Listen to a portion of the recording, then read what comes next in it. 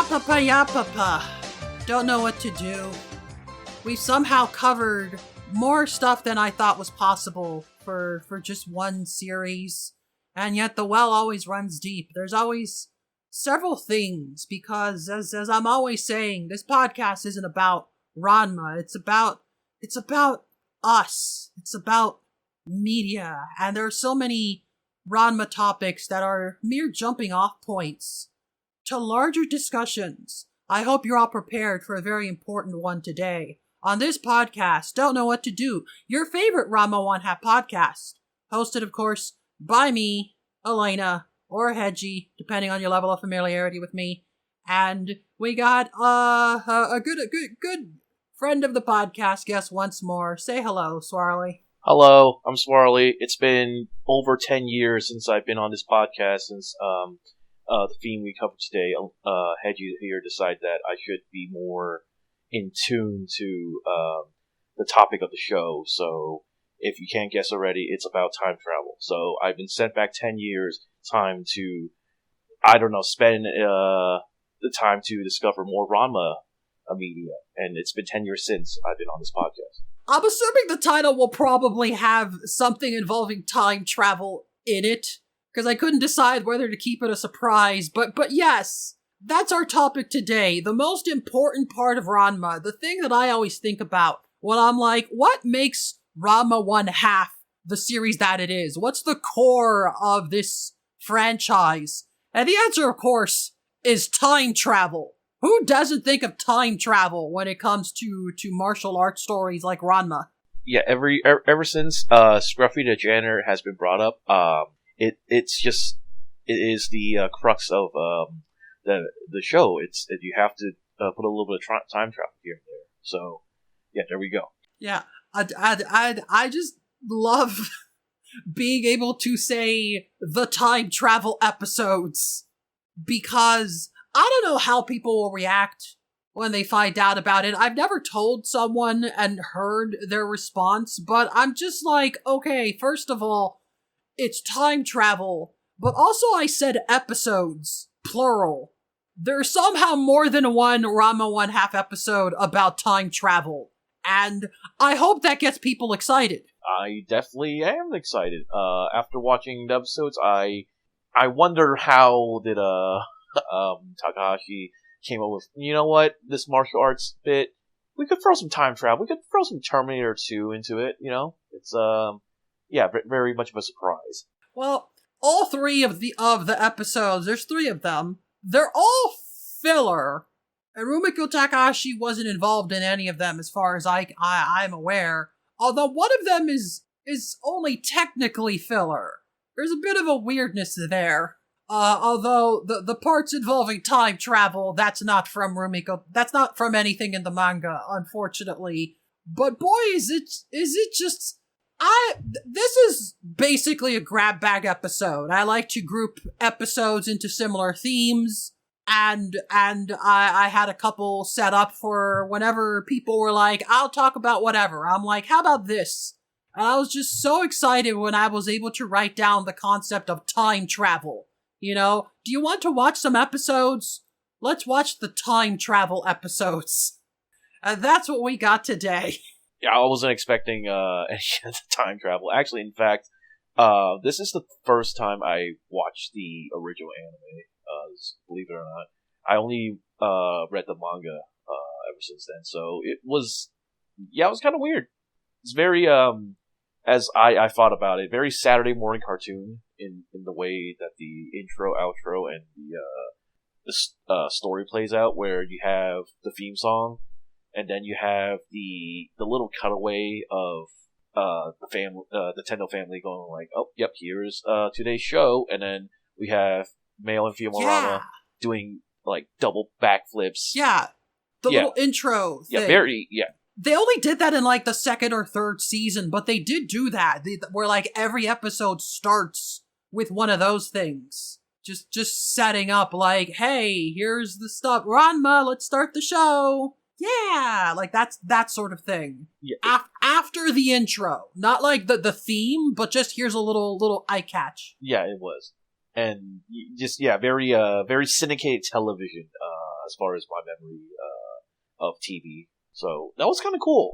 Never really seen that since shows back then. I feel like it's a relic of its time. It's such a part of the old show's identity, apparently, that, like, the remake references those. Like, every other episode starts with the exact same speech as the first little intro catch thing. I don't think you saw the one you're describing was like season 3, but like the season 2 one, that's the one that people remember. They reanimated it for the reboot trailers. They use the same speech that, like, every other episode starts with the, like, here is Ranma of the Anything Goes School of Martial Arts, etc. Like, they don't have to do that anymore. It's no longer syndicated TV. It's a different world, but they still kept it, and they still do little goofy skits where, like, okay, here's a little skit of, you know, Ranma on a swing set referencing, like, the old, like, Heidi anime from, like, the 70s or something. I don't know why. They just felt like it. They're just getting wacky with it. Yeah, it's very nostalgic to me because I grew up watching Cartoon Network, and they had the blips or the bumpers. I think it's called the bumpers. Yeah, bumpers. Yeah, the bumpers. That's what a lot of things call them. Yeah, it's, I remember the theme was, every character that they showed that were at least, like, the major running shows all lived in the same, like, city. And you would see Samurai Jack and, like, Mac from Foster's Imaginary Friends, both going to the laundromat to do their laundry. Yeah, I remember that one, the one with Johnny Bravo in it. Yeah.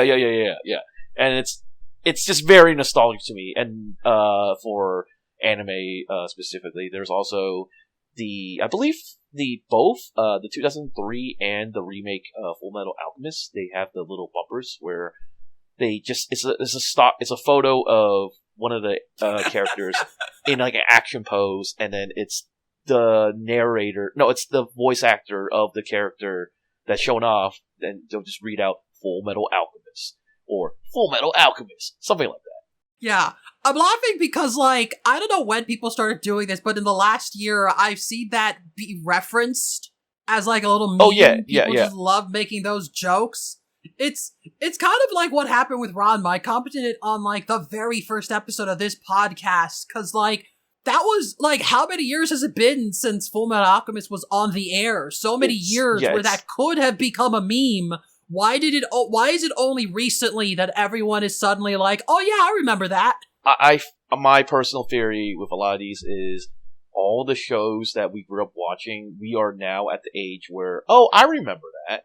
And we have the power to, I guess, create content, or at least, like, little short videos or skits or whatever. Another thing, really quickly, is the initial D bumper, where the whole joke is when I shift from first to second is initial D, and it's fast and hard. And then when I shift this second to third or third to fourth is initial D, and it's, like, nice, gentle, and soft. I don't know. It's it's not really like I didn't really grow up with it because I watched it kind of ripped off from the internet or, like, tapes or whatever, or I watched it as a kind of like when Funimation still had, like, a YouTube channel. But as far as the bumpers go, I just remember it was really cool when you're just watching, like, Nerf ads or cereal ads, or I have, like, this medical condition and I might be entitled to compensation. And you're just bored out of your mind waiting for your cartoon to come back, and you got this little 20-second to 30-second little bumper. They're like, oh, it's like my show, except, it's not. So it keeps my, attention span just a little longer to stay on this channel and continue watching my cartoons. But that's it. That's all I really want to talk about. When I did the April Fool's thing recently about Haruhi, I did talk with someone, and, like, they complained about, like, the old Blu-rays having built-in ads that they cannot skip. And I'm like, on the one hand, that does sound annoying, that you can never skip them. If you're just on a whim, like, I haven't watched this in a while, let me put it in. It's like, God damn it. But on the other hand, like, those old commercials and bumpers have been the thing that have given me the most energy when researching older stuff. Like, I didn't watch Ranma growing up. but like, I love seeing those. I love seeing that. I have gotten so much mileage out of like this stupid Filipino commercial that has Sweet Soul Review on it. That's just a big influence on the Filipino Ranma fandom. And I'm like, that's great. I love learning about these details.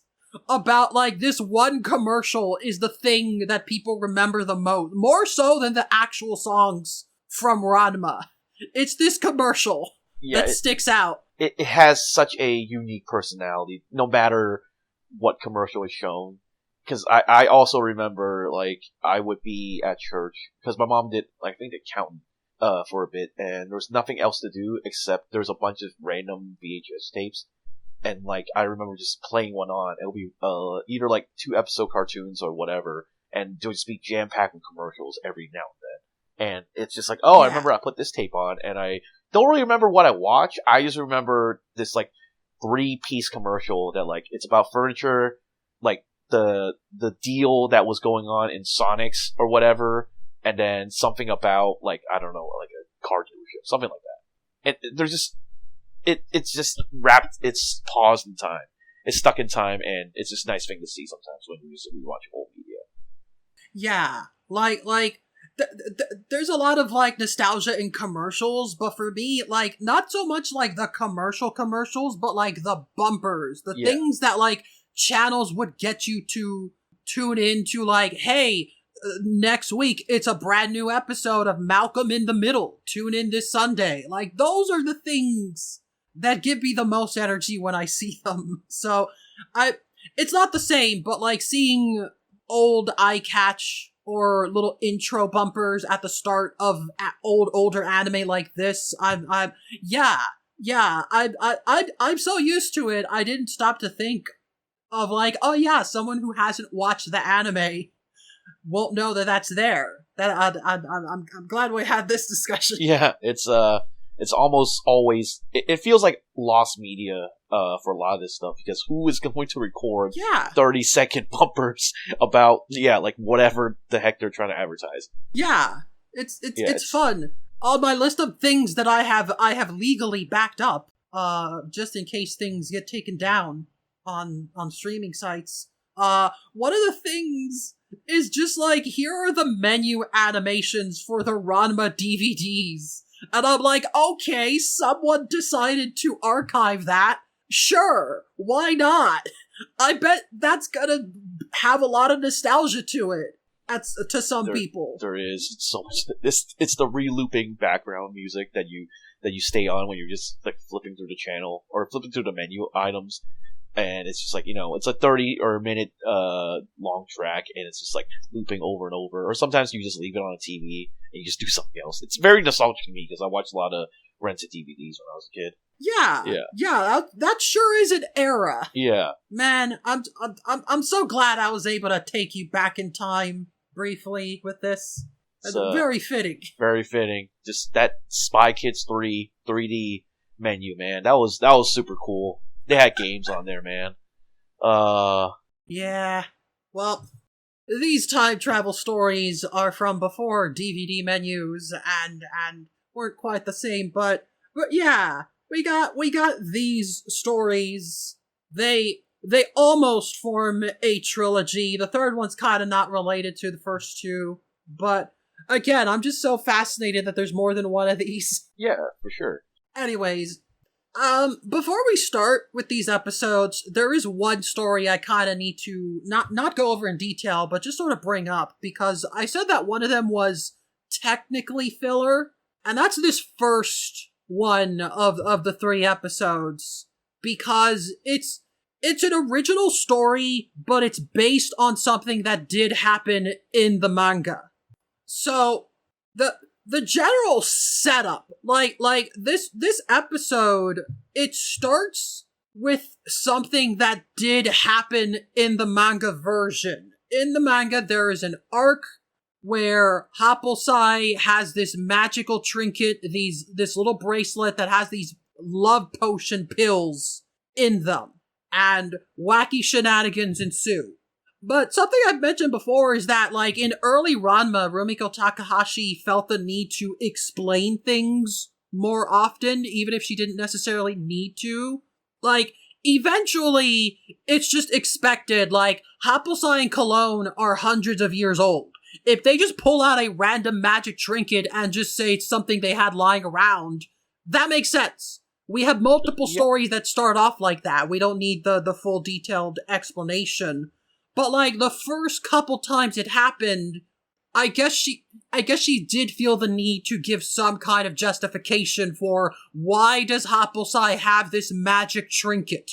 So, we did. In this one story, they're at the beach, and Haplesai's got the trinket, stuff is happening, and eventually Haplesai tells the story of how this magic trinket was a gift. It was a family heirloom given to him by an old flame. She was beautiful, and we get the flashback of, like, him as this tall, handsome, blonde man, and Ranma is just like, who is that? What? And Haplesai's telling the story, and the punchline is, Cologne hears this, and she's like, that's not how that happened. This is how it happened, and she tells a different version, where Haplesai is this dopey-looking kid that just stole stuff from everyone. Which, of course, leads to the exchange, like, well, how would you know? Because that was me! I was the girl! That's my heirloom! It's kind of funny. They look pretty much the same. It's just one has gray hair, and the other doesn't. Yes. We'll get to young Haplesai in a second, but, like, yeah, that's the setup, and funny enough, prior to this point, Cologne's name hasn't been mentioned. Everyone just calls her grandma or granny or some variation of just, the term. She is a grandma. But this moment where we find out that the two of them knew each other when they were teenagers, just like, Cologne? Like, Haplesai squinting, he's like, wait a minute, what? She's like, hey, Happy. And everyone's like, Happy? What? That's what they called him when he was a kid, apparently. Which, incidentally, I do like. The two of them pretty much never interact again for the rest of the manga, but in the anime, whenever filler stuff has them interacting, they do have Cologne continue to call him Happy. Which I think is cute, and also kind of shows off how she sees him. That she's the only person that calls him by this childhood nickname. Which it's kind of adorable in the sense that, like, she doesn't see him as a threat. To Cologne, she sees this old man, and she remembers that dopey little kid that she met when they were 18. And that's who he is to her. I think that's great. Quick, there was the other, was it Lucky, right? The other rival? Haplesai's old friend? Yes, Lucky. Doesn't he know him as Happy? Yes. Okay. And yes, we do reference the nickname Happy. Yeah, it's just that Cologne is usually not present in those arcs. But in the anime there is the occasional filler where we see her. Like she also uses that nickname. We know it exists, but it's not like Ranma or Akane start calling him Happy. It's not like the dads call him Happy. It's just a thing that people who knew him from when he was young call him. And usually the only person is Cologne, or someone that only appears for like one episode, right? Or one manga arc. But yeah, this is our introduction. And in the manga, when that scene happens, like we're just told they met when they were kids, and that's Cologne's heirloom, and Haplesai's no way, it's mine. I'm not giving it back.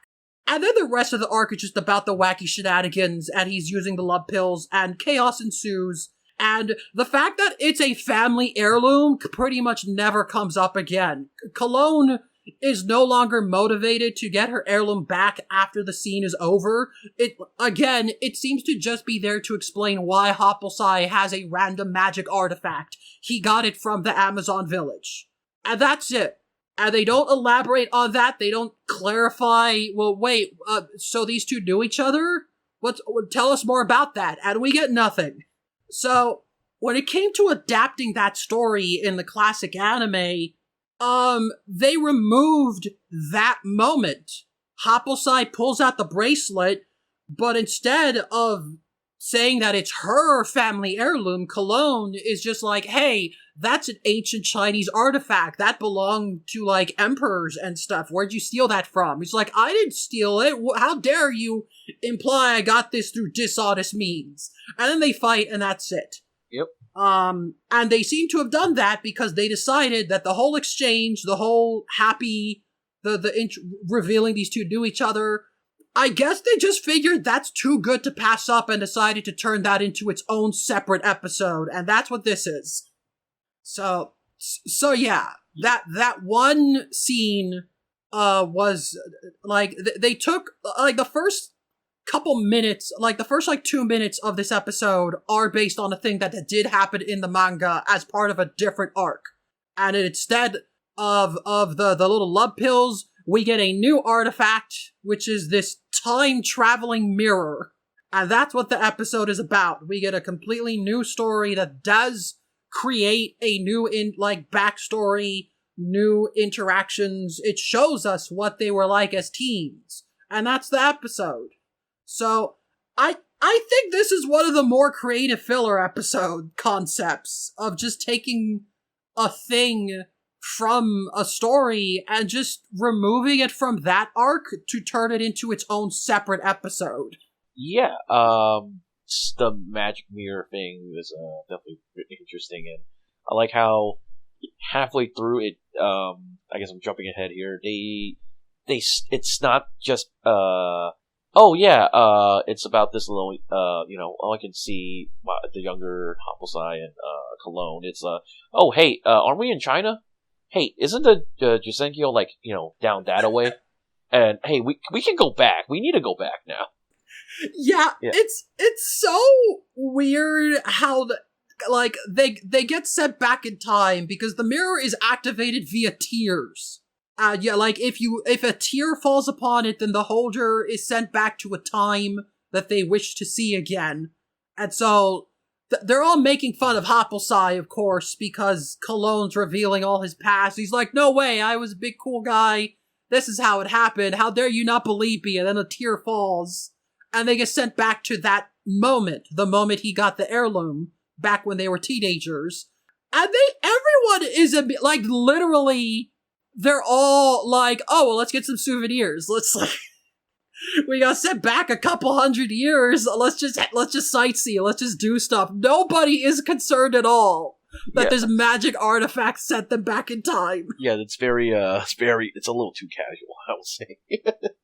It is very, I love when especially in filler stories, when the characters are just like, oh, I guess this is happening. Okay, yeah, whatever. Why not? It's just funny, and yes, we do eventually, as you say, get the joke where it's like, we could have just gone to Jusenkyo. Oh, dang it! In fact, that's another part of the weird nonchalantness, is that, by the end of the episode, the mirror breaks, and I guess that's that, but as we will learn later, a later episode reveals, they still have the mirror. You could just tape it back together. No one really is concerned that there's just a time travel device in the house now. Yeah, it's very fast and loose how they played this plot point, but it's a filler episode, so it's not canon. You just do whatever you want. Yeah, it's I don't know. I'm wondering if they perhaps if they maybe originally thought to just have the whole episode be a flashback to the old characters as teenagers and have that be it. And then maybe someone was like, no, you need Ranma and the others running around doing stuff as well. You can't have an episode with just Hopplesai and Cologne. And I'm like, I don't know about that, but the end result is this. Yeah, as far as the anime goes, this is the first time that Cologne and Hopplesai, are on the same, on screen together and shown interacting. So in the manga version from the other arc, yes, that is the first time they meet each other, and in fact it is referenced multiple times. Because, they're at the beach, Shampoo shows up, and they acknowledge this is her first time meeting Hopplesai, which is interesting. I love how they do that sometimes. The first time like Shampoo and Ukyo meet. It's just like, oh hey, I don't know, hey yeah, I'm the new one. Yeah, they just shake hands and that's it. Just like one panel of like, oh hey, there's a new one here. Cool, yeah. And like this arc does a similar thing. This is our first time seeing that there's this weird creepy old man around, and they make a joke about it, and then Ranma is like, I know, let's set him up with the old lady as like a prank, because he's like, hey Hoppelside, what if I set you up with a hot babe? You know, but you have to be on your best behavior. He's like, okay, I'll do that. Yeah. And they just send him to Cologne. And then we find out they already met. And that's the joke. But as I said, even in that arc, like, the next scene, Cologne stops caring about the heirloom. The fact that she and Hoppelsai knew each other never comes up again. It's just immediately ignored. Like, even for the rest of that arc, they don't really interact with each other past that one scene. They just take turns interacting with Ranma and the main characters. The anime less so. For one thing, they did add extra scenes when Hoppelsai is introduced of him interacting with the rest of the cast. So he immediately interacts with Shampoo and Cologne so that we can have Cologne be like, hey, watch out for that guy. That's no ordinary old man, like the first time we meet him is trying to make it seem ominous. And as I said, they did adapt that the beach story to the anime. They just removed the backstory with him and Cologne. So in this episode, this is like the third or fourth time they have interacted in the show. Yeah. So it comes across as even more of a like, wait a minute, Cologne? Is that you? Huh? What a coincidence! Like, it's a bit more of a shock. That, like, oh, I knew this guy. Like, that was, like, 300 years ago, but sure. Okay, and so, like, yeah, it's not the first time they've interacted, but it's clearly, like, got the energy of, like, they never really thought about each other very hard, and it's only now that they get a good look, and it's like, wait a minute. Yeah, which is why I asked, because it seems like, oh, this is the introduction to Cologne and Hoppelsai, as, you know, they had a past relationship. At least how they was framed. Yeah, and like, I do think it's interesting because I reread the manga to be sure if it was different, and yeah, in the manga version, Cologne only says that Hoppelsai showed up at the Amazon village, was being a pest, hitting on girls, and then he robbed anyone. She did not, like, she didn't even imply having a personal one-on-one relationship with him. And yet she calls him happy, which is what his friends called him when he was young. As you mentioned, like, we later meet his childhood friend Lucky. That's like, she doesn't know him as that one guy that robbed us. She knows him as happy. It is implied that she did have one-on-one interactions with him. There was some kind of relationship there that is just never elaborated upon. So yeah, I guess that's why they decided, well, if Rumiko Takahashi isn't going to explore that, we'll do it. We will just straight up imply that there was a, like, romantic sort of tsundere relationship between these two when they were young. Which is like, oh, that's interesting. Which is my next question. Is Cologne a tsundere? I guess. I kind of love this episode because it's like the only time in the whole series that Cologne is sort of humanized. Yeah. Because usually she's just there for exposition. Yeah. She's the wise old sage to explain things to the younger cast, but this is the first episode to kind of like really try to give her character and flesh her out a bit. And I like that. Yeah, because as far as I remember, it was we meet Shampoo, we meet Cologne, there was the catfish whole thing, and it was the Moxibustion, the Ranma can't touch hot water because it's too hot. And oh yeah, the cat's tongue. The cat's tongue, yeah. And the whole time, Cologne's just moving the plot along, and we don't really get any much of an introduction other than, wise old sage, martial arts master, and also magician, sorcery, trickery, whatever, and that's about it. There's nothing else to the character of Cologne. Yeah, although I think there was There a was bit something. more. I remember Yeah. I discussed previously how, like, later on, Cologne will just kind of interfere just cause, whereas in her introduction, you get the impression that, like, every time she does something, it's to, like, secretly train Ranma and Shampoo. Yeah. Like, at the end of that arc, Ranma and Shampoo didn't get married. She didn't get what she wanted, but she still acts content because they did get closer. Both of them grew stronger, learned new moves, got less hostile towards each other. Shampoo doesn't try to kill Ranma again for the rest of the series. Like, I feel like Cologne is introduced as, like, she is antagonistic, but in a way that, like, she wants Ranma to grow and eventually defeat her. She's not treated like Hoppelsai is. When he's introduced, he is straight up like, I am an old man, I am better than you, don't even try and get in my way. He's gonna cause problems. You don't get that with Cologne, which is why she becomes the wise sage. Sometimes Hoppelsai will give exposition, but often in a humorous way. When they want to just learn something, that's what Cologne is for. And yeah, unfortunately, that just sort of becomes her role. She doesn't really get involved too often. She's just sort of there as a plot device and doesn't really have any interactions with most of the characters, except for Moose. Once we get the running gag of him looking at her without his glasses and comparing her to whatever ghoul or food he mistakes her for. Ghoul was used a lot in the manga, now I remember. Yeah, and that's basically her only interaction with the cast outside of exposition. So yeah, this episode, the actual plot is once they go back in time, they immediately run into young Hoppelsai, and the first thing that happens is they do confirm he's this dopey little kid, this stupid little idiot. The dads try to beat him up because, well, now we're bigger than him, now we're stronger than him. This is young Hoppelsai before he has become a master. We could totally kick his ass. Yep.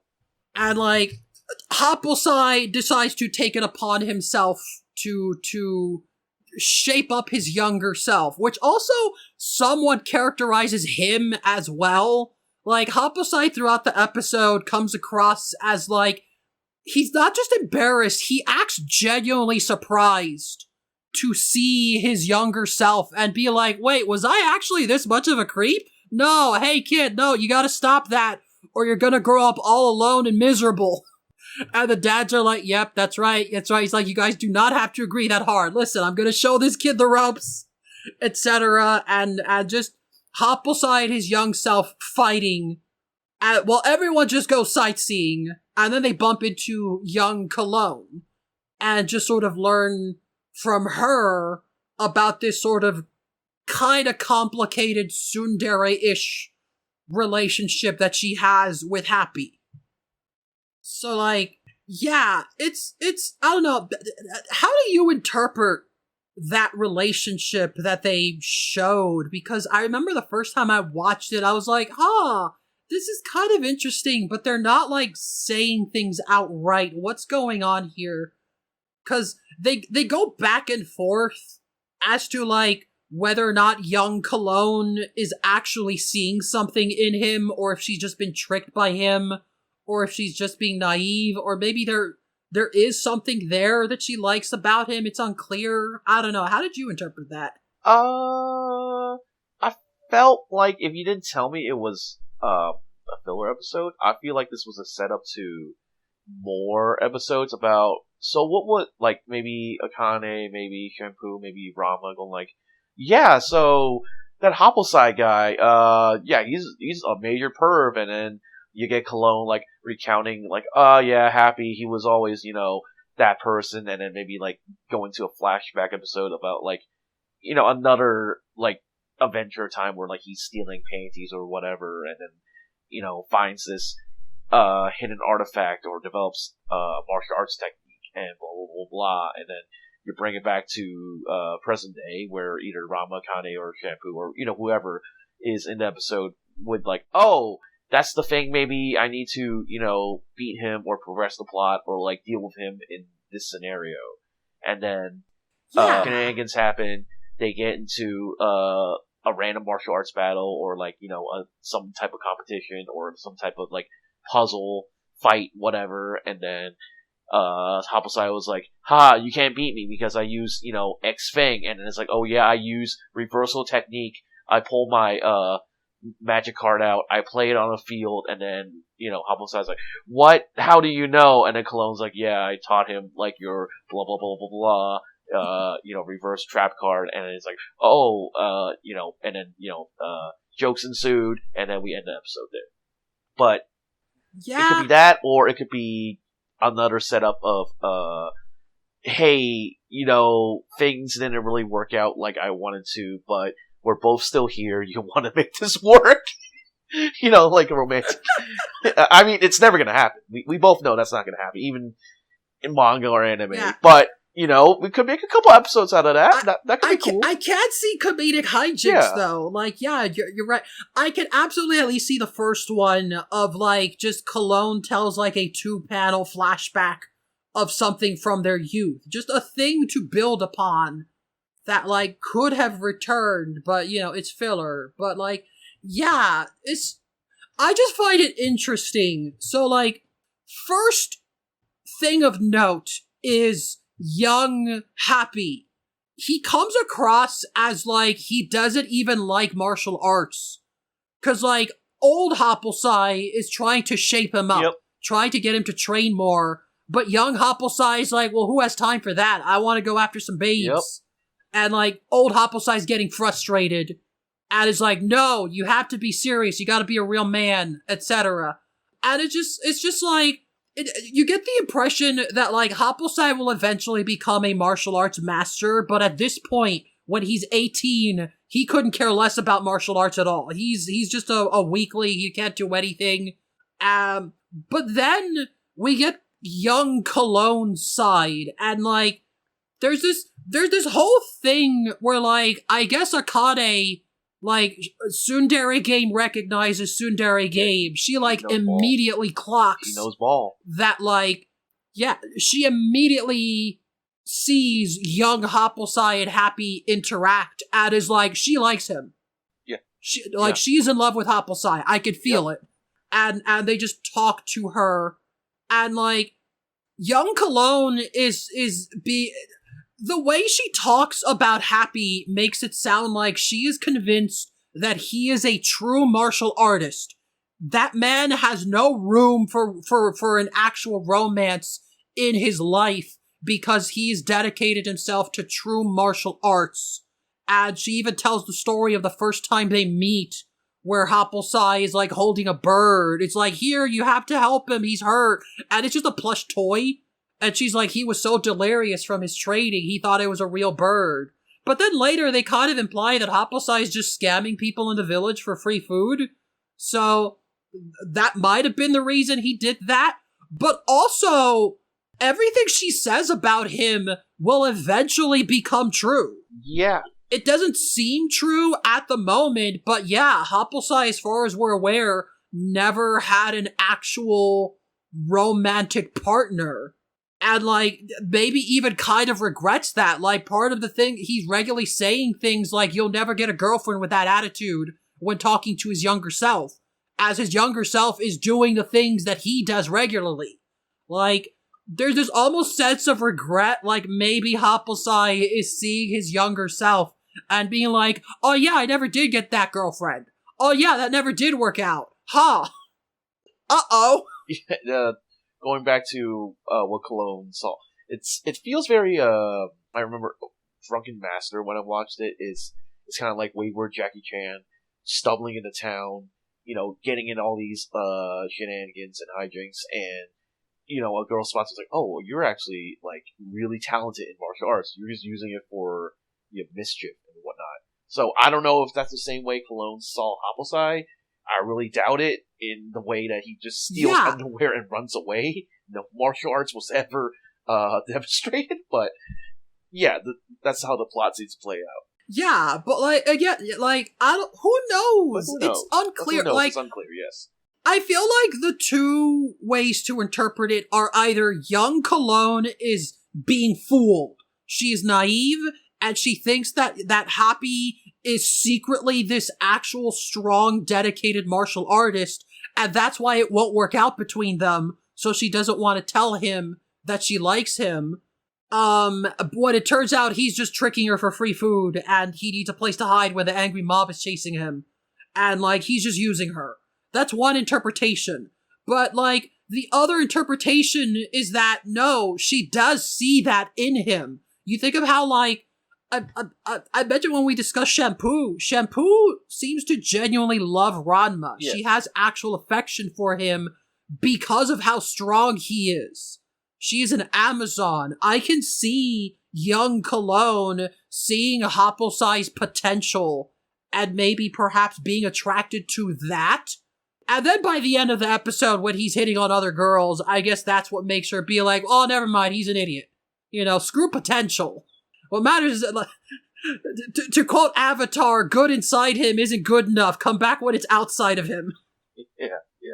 But, like, I just find that so fascinating because, like, young Cologne seems to have actual genuine affection for Hopplesai, and most interestingly is how old Cologne is reacting to everything. Because when they first talk to her, she's like, oh, that was forever ago. I barely even remember that. That's not important. We know that Cologne eventually settled down and had kids and has a whole family. Yeah. But, like, when asked about her youth, she just brushes it off. Like, I barely remember. Who knows? But we clearly see her, like, fondly remembering those moments. Like, she's kind of, like, blushing and fidgeting as she goes over to meet young Hopplesai. And then we get the joke where Hopplesai was trying to take his young self's place so that he could go flirt with young Cologne. So basically both of the old people got the same idea and were trying to meet their younger selves, but then they end up meeting under the tree and accidentally hold hands. And it's like, ew, gross, no. Yeah.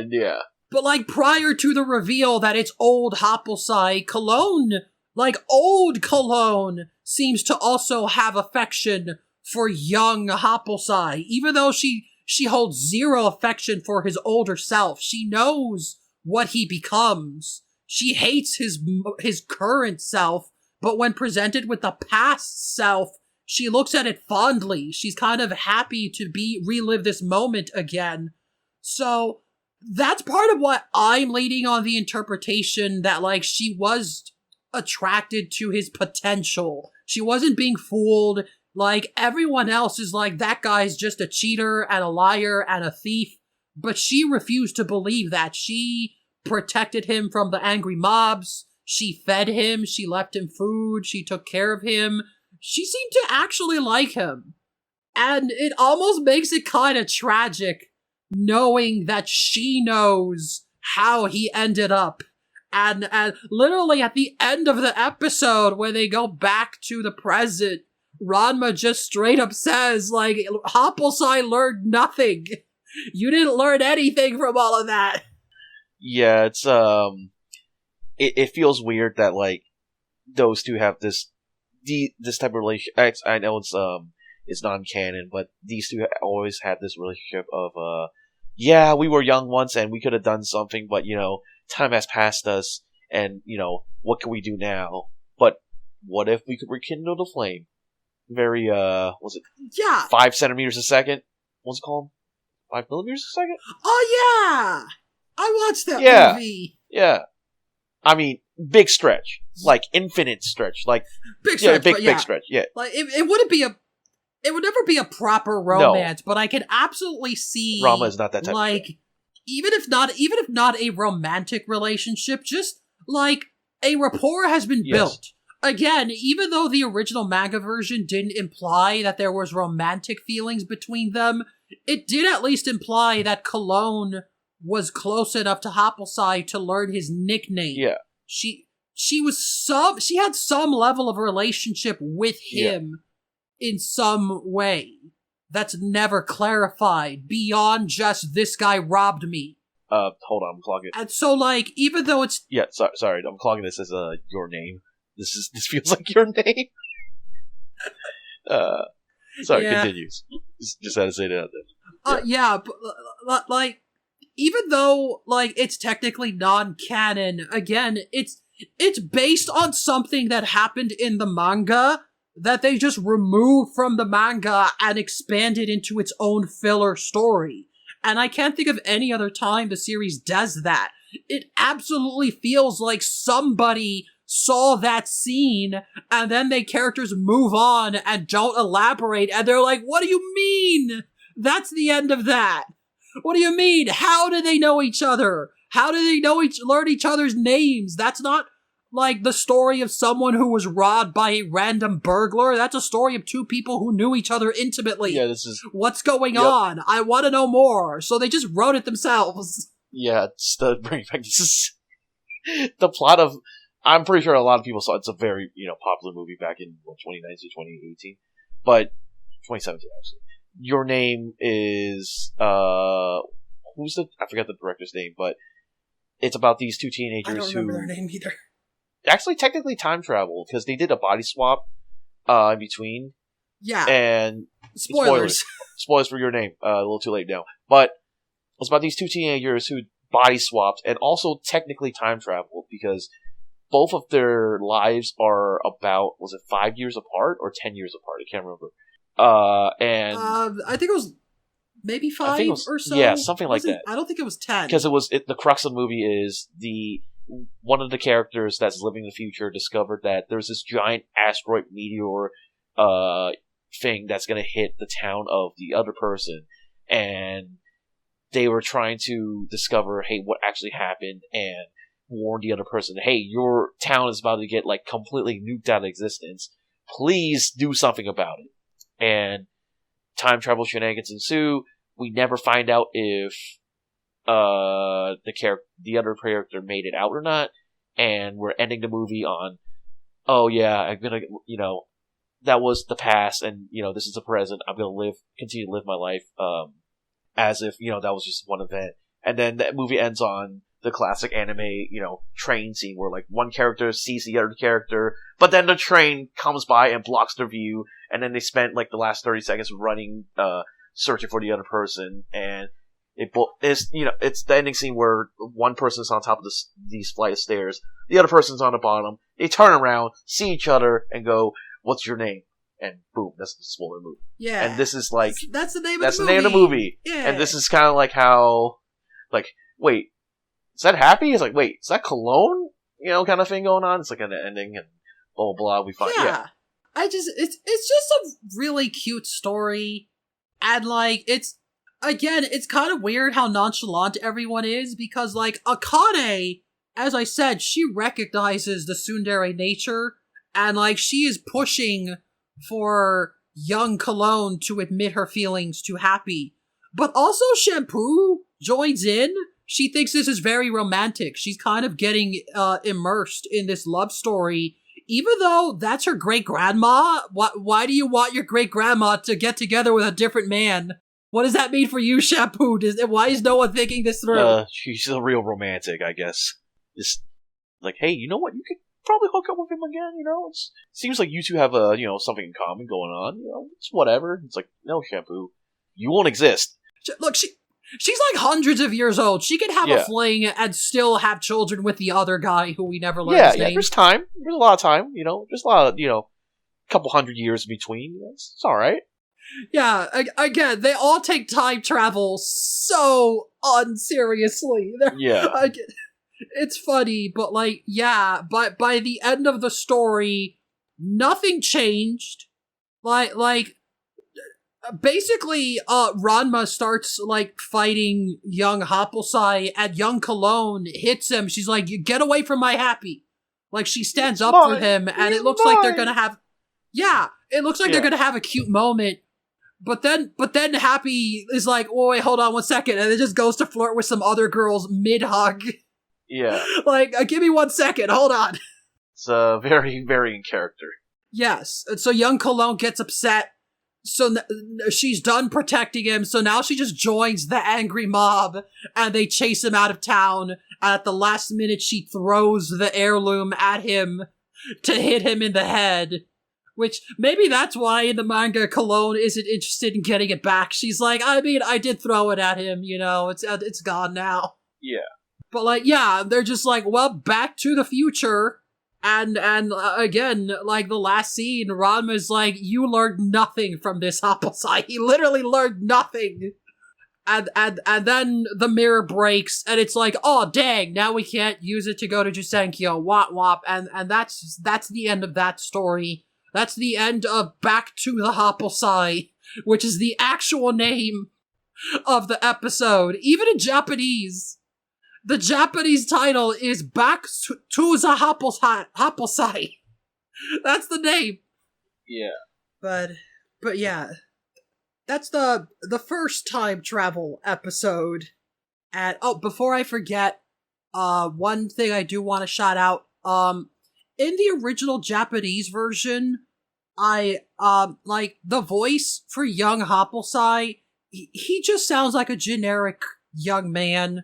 They're like, he doesn't sound old anymore, so he just sounds like some dude. But shoutouts to the English dub, where the voice actor is clearly doing the same voice, but without the old man inflection. So now it just sounds like young Happy is just like the squeaky voiced teen from The Simpsons, just like, oh, hey guys, how's it going? And he just sounds so much dopier, and I'm like, yes, perfect. That's how he should sound. And I remember to say that because the second time travel episode also has a Simpsons reference in mind when I think about it, because after that episode, they just made another episode that's essentially the Treehouse of Horror episode with the time-traveling toaster. Oh. I don't think I've seen that, so you would like to care to explain it? Oh, have you not seen that? No. Oh, man. Classic Simpsons. Yeah. Yeah, the bit, because it's the Treehouse of Horror episode where Homer just has a time-traveling toaster, and he just keeps going back and forth, and things just keep getting worse. And then by the end, he just kind of shrugs. He's like, yeah, good enough. But, like, that's what this second episode is, because it immediately follows up on the previous one. It is a direct sequel to that, because it opens with Ranma having a nightmare that the springs of Jusenkyo have dried up. And he's getting so paranoid of, like, what if that's a premonition? What, we have to do something. We have to get to Jusenkyo. And then him and Genma are like, hey, wait a minute. We have a time travel device in the house. For this one episode and only this episode, we're gonna remember that exists. Let's steal it and then put it together with tape so that it's not broken anymore, and use time travel to fix our problems. And the end of the episode reveals that it was all a dream, so none of this actually matters. But the episode is essentially Ranma, Genma, and Happosai running around different eras of the past, just time travel shenanigans. There is no plot. There is no plot. It's just three idiots with a time travel device. Yeah. They are Homer Simpsoning their way around. And I kind of appreciate that. When I gave you the list of these episodes, I did tell you this middle one is the most skippable. If you don't have time to watch all three, skip this one, cause nothing happens in it, but I still like it. Yeah, I read the note, and watching the episode throughout, I was just looking at it, I was like, okay, I mean, stuff's kind of happening now, let's, see where this goes, and I'll be honest, it's like, yeah, it's kind of like, if we talked about the first episode as, it was just, a canon, but it is interesting, or non-canon, it's interesting to see what the writers of the anime developed, Cologne and Happy, in this instance, and, what could have been a little, short side story. And we get to the second one, it's just like, oh yeah, this is like, this is filler on, like, the filler of the filler, where like, yeah, absolutely nothing freaking happens. We're going like it's all jokes all throughout the way, and everything else is just played to the part of like, yeah, we're just the whole thing's just a gag on a gag on a gag, which is kind of funny how this whole episode is also Inception, where this is all a big dream of Rama having I remember that we got we got sent back into the present for the mirror. I got to go get this mirror, and it just turns out, he was dreaming. And then we start the episode like, he's having a bad dream again. Let's actually go figure out how we can get back into, or get back in time. And it's like, oh wait, we have the mirror that Habusa has. And then, you mind if I say the ending? Well, we can move that, but like, based on like I said, the final reveal is Rama wakes up for the last time. Yeah. And he's like, oh, that was a nightmare. But wait, is this a It's nightmare? Uh-oh. Oh no. Yeah. And like, he didn't know it at the time, but with the knowledge we have now, there is the opening scene is a dream within a dream. Yeah. Like, Ranma wakes up from a nightmare and uses that information, but then later we find out that that's also a dream. The entire time travel plot was a dream. Yeah, it's so the whole thing is just dreams upon dreams as they're running through time. And he's also being very loud. Yes. Oh, that's sorry. Yeah, the episode's still interesting that we have this is the best chance that Rama and Genma have to the Juzenkyo at the time. I forgot I guess they never just decide to just travel back to China, right? Like, we don't know if they ever gave it a shot of like, oh yeah, why they couldn't just like return to China, jump into the pool of drowning man, and then return. Yeah. Again, this is the only episode where they think to do that, but like, Ranma could just do the thing that he did in the dream. Nothing stopping him from fixing the mirror with tape and trying that. But in the dream, that's what he does. Like, we could just use time travel to go to China and prevent our past selves from falling into springs. That's the goal. But shenanigans happen along the way, including the first one is perhaps the weirdest. It's when they accidentally get sent into the future, and they find a future where like they need to give a reason for all three of them to hate this future. We need to fix this, but it's so goofy. Where like, first of all, they meet older Akane, and she goes to meet her husband, and it's Ryoga, and they've got 3 kids, and Rama's like, oh no. But then they're like, hey kids, your grandparents are here, don't you want to play with them? And then we cut to like old senile Haposai with a big beard, and the kids are just jumping and picking on him, and he can't defend himself. It's like, oh no. And then they're like drawing on Genma, who's also there for some reason. I don't know what this implied future is where Genma still lives at the Tendo house, even though she marries Ryoga, but also Ryoga refers to him as the kid's grandfather. It's a little confusing because it's obvious that Haposai and Genma are just kind of trapped in babysitting hell, but Rama doesn't really have a stake in this because he's not even present in that future that was shown, and it wasn't shown that he had like any, any real reason to be like, oh, I'm really upset that Ryoga and Akane got together. It's just like, whatever, I need to move the plot forward. I'm trying to find Juzenkyo, so we need to travel back in time. Yeah. But as far as what he has, what reason he has to prevent this future, I can't really give you one. Like, nothing was shown that to affect him positively. Well, he would admit it, but like, obviously he doesn't want her to end up with Ryoga. Also, that's true. Also, this is a dream, so it doesn't count. But this dream future has Ryoga's kids also turning into pigs right in front of Akane, which does imply that in this future she knows that he's Pichan, and they have little pig kids. and as Ranma's freaking out about them getting married, I don't know. This is a bizarre, again, very Treehouse of Horror vibes of like, this is just goofy cartoon nonsense. And again, it is revealed to be a dream. And it's good that it does, because if not for that, I'd be like, none of this makes sense. It also doesn't really make sense that it's Ryoga and Kane, and that's the only people that are, besides Gemma and Happosai living in a house.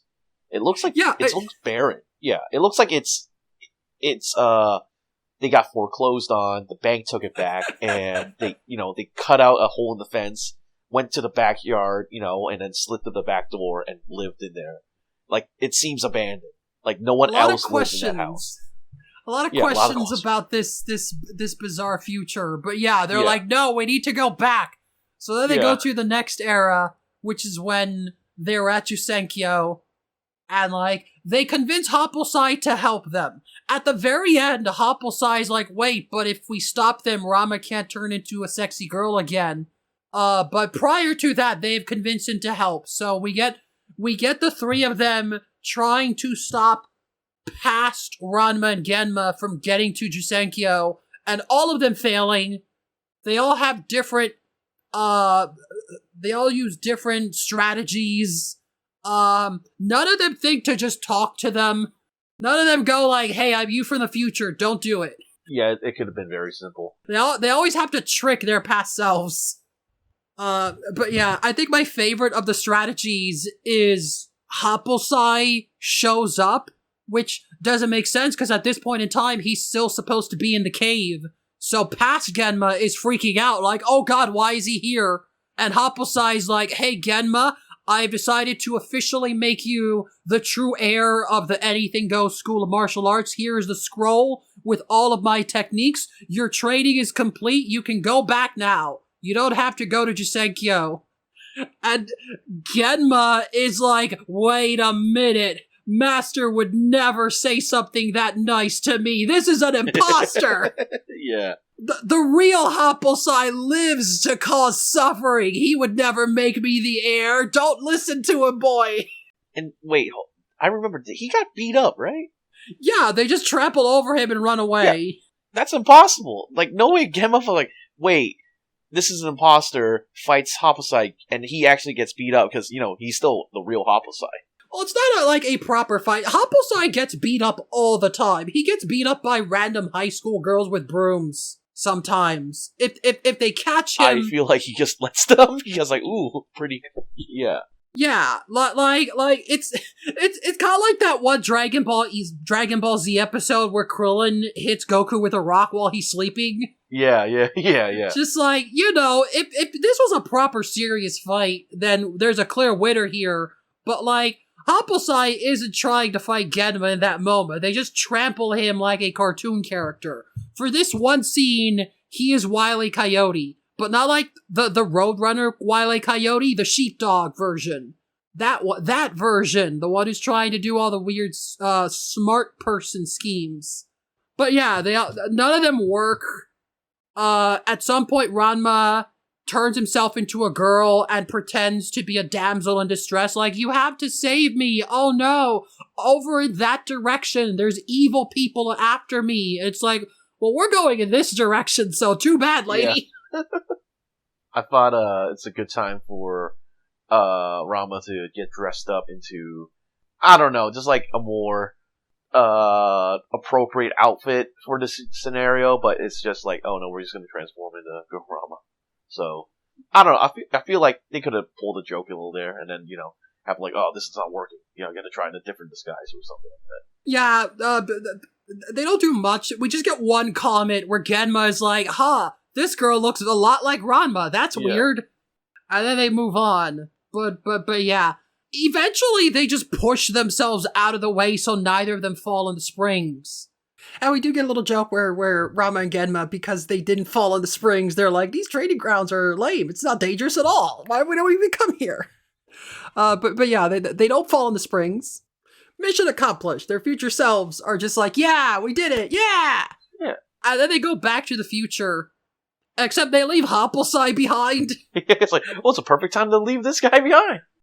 Yeah, they're not gonna take him there. So they go back to the future, and this is, again, just like the time-traveling toaster, Homer goes back to the present, and things aren't what he expects them to be. Like, they go back, but, like, they go back to the wrong era. They go back to the first episode, which, I do think it's funny. This episode regularly uses footage from the first episode, and you can just see the film quality constantly drop and drastically go up over the course of it. Yeah.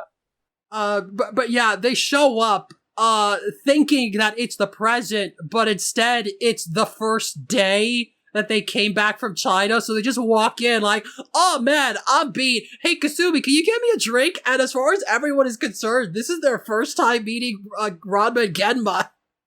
And they're all just, like, super confused and offended. Like, why are they just walking in here like this is their house? It's never implied, like, how the mirror really works.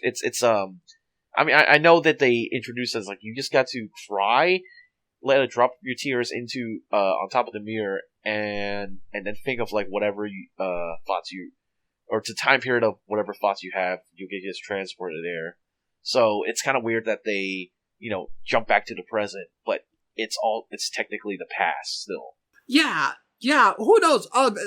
We don't see, this is the only one where we don't see what they say or thought of before using the mirror, because we're seeing Hoppleside getting left behind. He's like, hey, wait a minute!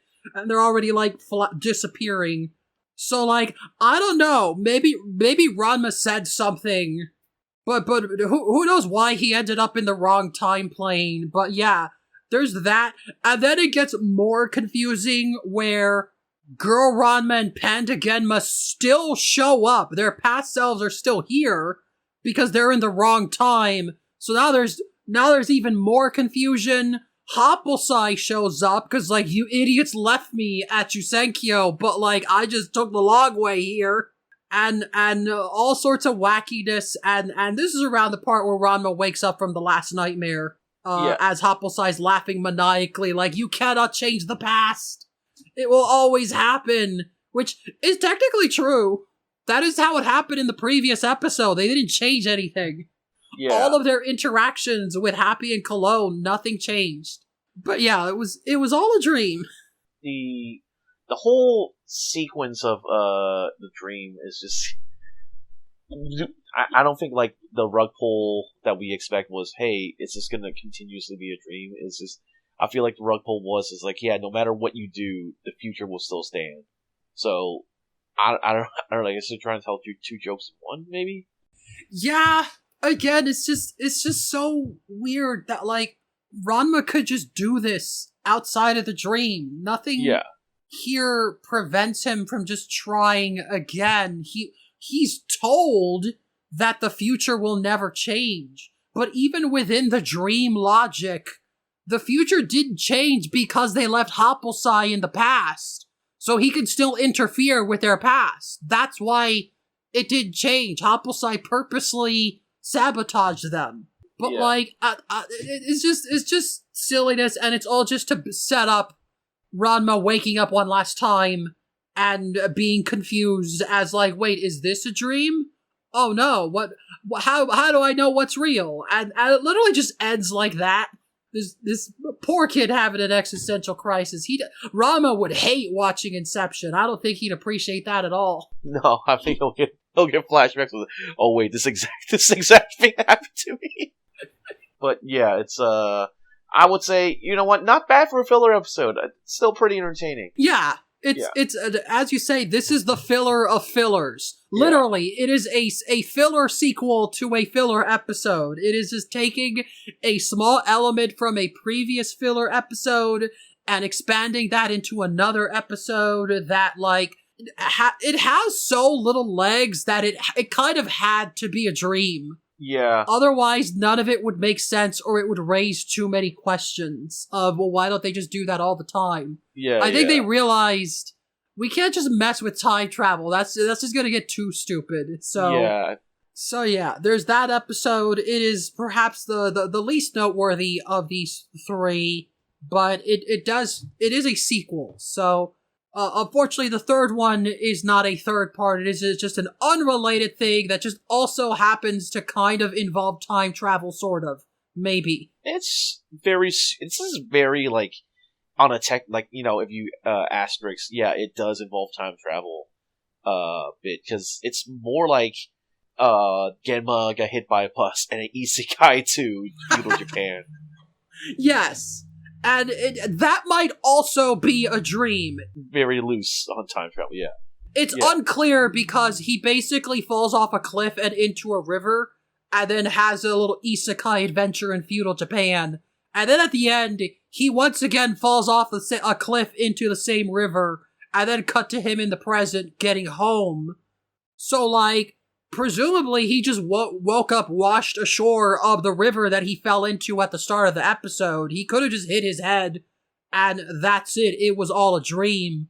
But, like, who's to say? There is the one line where, like, Ranma and Akane are watching TV, and we're seeing, like, a UFOologist talking about, like, who knows what mysteries lurk in the depths of Japan. Just to, like, I guess sort of imply that, like, I mean, yeah, magic exists in this universe. Maybe he did get sent back in time? We're not really gonna question that. Yeah. It's just isekai logic. There may as well have been a truck inside that river. He got hit by a truck fish. Yeah. Or a horse-drawn carriage, whatever, truck equivalent, it is. The universe. But yes. Yeah, but like, yeah, that's this episode. Genma gets isekai'd, he has been sent back to the past, and conveniently, everyone that he meets, they all have unique names and unique backgrounds, but they all look like people he knows, and they have the same personalities. So, we're meeting past feudal Japan versions of the various characters. I think the one that confuses me the most is Principal Kuno, because he's here, but also his son is here, but they're not implied to be related. But Akane and her family, they're a family in the past as well. I don't know. But also the principal, despite this being feudal Japan, still just has random gratuitous English. He still is like, oh my god, just in the middle of...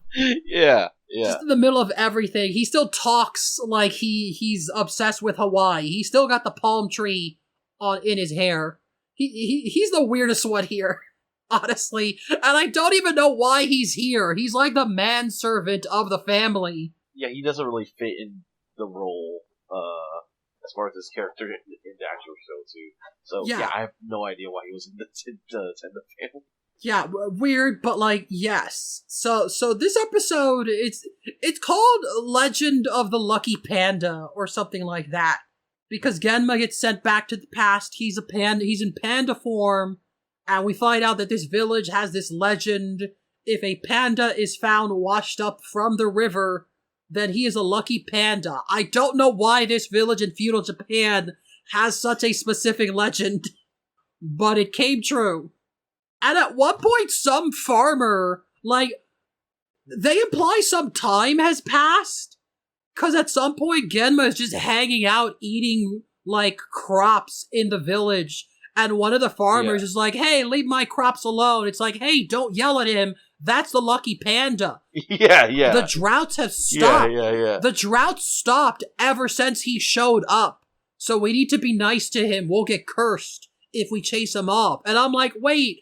So things actually improved for the village after Genma showed up. There were apparently serious droughts and the farmers were having problems, but Genma shows up and suddenly it starts raining again and everything's fine. Like, Genma actually brought good luck to the town. I guess, who knows? If this is a dream, maybe that could explain it, but like, who knows? It certainly seems like Genma is an actual deity to these people. He has improved things somehow. And also off-screen, because we never seen this, like, rain. It was just like, the rain happened, and, this Lucky Panda, Mr. Lucky Panda's here, so it's definitely, him causing it. Yeah, but, like, yeah, that's... So the primary thing... This episode does do something I like, and I'm always complaining we don't get enough, is characters that don't interact with each other enough. 'Cause I guess the main character of the feudal era is the past version of Akane. She's the one we spend the most time with, and she's the one who is most attached to the lucky panda. She's the one that found him and brought him home and wants to protect him. She thinks he is the village's, kindred spirit and wants to keep him safe as other people try to hunt him down over the course of the episode. And we even get multiple jokes where she's literally, just picking him up like he's nothing, let's go. Yeah. But, I'm yeah, this is kind of cute. She just really likes this. She likes her little pet panda. She gets a new friend from all of this. And it's technically not Akane. It's just a feudal era girl that happens to look and act like Akane, but she isn't called Akane. But, it's still nice to see, technically, Akane and Genma interacting with each other. Akane having to protect Genma from traps and carry him around as Tatawaki Kudo, age 17, or a guy that looks like him tries to hunt him. It's also weird that they had to do the name change, because I remember I was watching an episode and wait, that's not Akane? Oh, wait, no, they're referring to her as, I forgot the placeholder name that they use, but... Yeah, they all have placeholder names. I don't know, maybe they just thought it'd be too weird for them to literally look the same and also have the same names. I don't know, it just feels a little jarring that they have different names. I suppose, and again, the principal is the weird one, where he doesn't fit his role from the present. It's just the random manservant here that happens to look like the principal. So it's more of a Wizard of Oz kind of isekai of, and you were there, and you were there, you were there, yeah.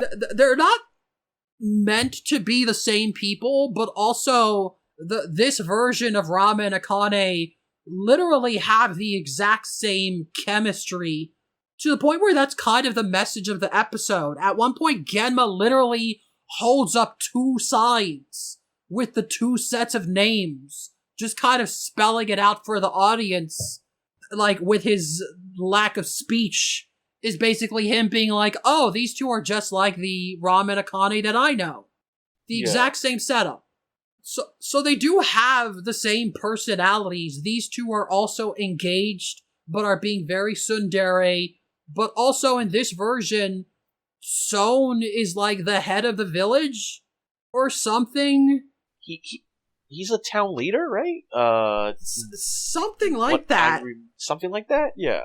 Yeah, he's a respectable person to the point where that's where the past Kuno's plan is about this. Because the past Son gets sick, and they summon some faith healers, and again, it's Haposai and Cologne, and they're just two random... They're just a monk and a priestess from the local shrine. They have nothing to do with their present roles. They're completely different characters in the past. But they're basically they're the only way to cure his illness is by consuming the heart of a panda. Yeah. And past Akane carries the panda to safety and protects him, but also past Kuno is basically if I save her father, he will have no choice but to promise me his daughter in marriage. Now's my chance. So he wants that panda. I just want to bring up, this is a perfect time for Genma to transform into a regular human being and just walk away from all of this. But he stays in panda form the whole episode. Yes. They're at the start when they're basically worshiping him and feeding him. He's there's a part where they try and give him a bath and he's panicking. He doesn't want them to know he's human. But at this point, when they're actively hunting him down, now would be a good time to reveal yourself. But no. Great time to blend into the rest of society, Genma, but I guess you want to be the holy deity that, people believe you as. I don't know. But yeah, again, I like seeing, even though this isn't technically Akane, we do see her, struggling to protect Genma. At one point, Genma falls into a trap, And she basically promises to marry Kuno to let the panda free. She's protecting Genma with her life, with everything. Like, no, he is the lucky panda. Do not harm him. I will do whatever you want, and Genma is set free, and we don't see it because, again, he's a panda for the entire episode. I do think this is technically one of those things I've wanted. I've said that, like, I would love to see an episode that's just Ryoga as a pig for the whole episode. Yeah. And the time travel kind of makes it a bit more complicated than I thought, but we do technically have an episode that is just Genma as a panda. And it is technically just Genma. Technically, no other characters are present except him. He's the only. This is a Genma episode about Genma. He has been isekai to a new land with a new cast. Sure, they look like people that we know, so that we can use the same voice actors, but otherwise they are treated as unique characters. It's just Genma's adventures as a panda. Very monkey's paw, but yes, you got exactly what you wanted. Yeah, and I do kind of like it, and once again, a rare attempt. It's not the only one. Genma gets a bit more, but a rare attempt of Genma being humanized. Because he doesn't just leave, he does come back to rescue the girl that rescued him. And who knows if it's because she rescued him or because she reminds him of Akane. Again, he's a panda the whole time. We don't see his thought process. He doesn't say anything. He's just Genma. Oh, which does remind me, there is a funny joke when they're tracking him down, and they find him by following the trail of wooden signs. Yeah, no, I laughed out loud on this. Like, yeah, how can we spot this this mysterious panda? And it's just a trail of like, hey, watch out for that branch. Hey, I'm hungry. Hey, can we stop here? Hey, when's the next, rest? Can I use the bathroom? Stuff like that. Yes, I do love that we get to see what the signs all say. Just imagine the conversation he's having with them as he's following past Akane with the signs. Just all in a row with each other. I thought that was a really good joke. It's pretty funny, yeah. Yeah, I thought it was pretty funny, too. But yeah, outside of those signs, we don't really get Genma's full thought process. He is just a panda for the whole episode. Hell, even at the start, he's by himself. We get like a little a 2-sentence internal monologue, and then he falls off a cliff, and now he's just a panda.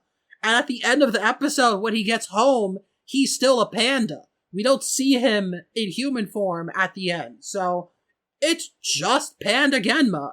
And he, whatever his reasoning, whatever he's saying, there's no comedy here. Well, there is comedy, but Genma isn't the punchline. He is legitimately coming back to rescue this version of Akane. He is helping her. He fights off a bunch of ninjas. Yep. Granted, he somehow does this with an exploding circus ball, which I don't know how he got that in the past.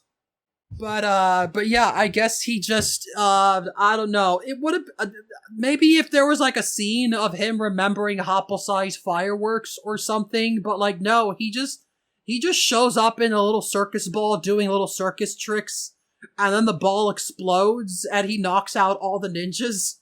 It feels like there was supposed to be an actual fight scene there, but they're like, we don't got time for that, just blow them all up. But yeah, Genma saves the day, and also, turns out Son wasn't dying, he just got food poisoning, which raises questions about that monk and priestess that they summoned, saying that he had to consume a live panda heart. Yeah. But yeah. So I guess the most poignant part of this episode, like I said, the crux of the episode ends up being Ranma and Akane. Genma has a moment where the past selves are there. They're like, thank you, Mr. Panda. And he grabs their hands and puts them together. No, you two together. He doesn't even hold up a sign. He just silently makes them hold hands. And they're like, oh, And then the rest of the village shows up, and it's like, well, she's already wearing the wedding kimono. She was gonna marry Kuno, but then they blew him up with the circus ball. And well, may as well, right? Let's all celebrate. Let's all celebrate. These two are in love, and everyone's happy. And then Genma accidentally falls off the cliff, which is funny. We don't see it, but we do get the moment where like past Akane is like, it's all thanks to the panda. Thank you, Mr. Panda. He's gone. Where did he go? Maybe he really was a spirit after all, and they're all just looking on wistfully, and I'm just picturing in my head, like, Genma is falling down Springfield Gorge right now. He's just falling off a cliff while they're all looking wistfully at the sky, like, thank you, Mr. Panda Spirit. You have saved this village. And yeah, Genma just falls off a cliff and ends up back in the present. I found it weird at the time, but only while discussing this I realized the whole drought thing implies that Genma was there for a while. 'Cause the English dub version of this episode, Akane, like, in the present, is like, Ranma, aren't you worried about your dad? He's been gone for days. Whereas the subtitles didn't say that. The Japanese subs didn't imply that it's been days. But now I'm like, wait, but if the whole thing with the droughts happened, then yeah, it does sound like it's been days.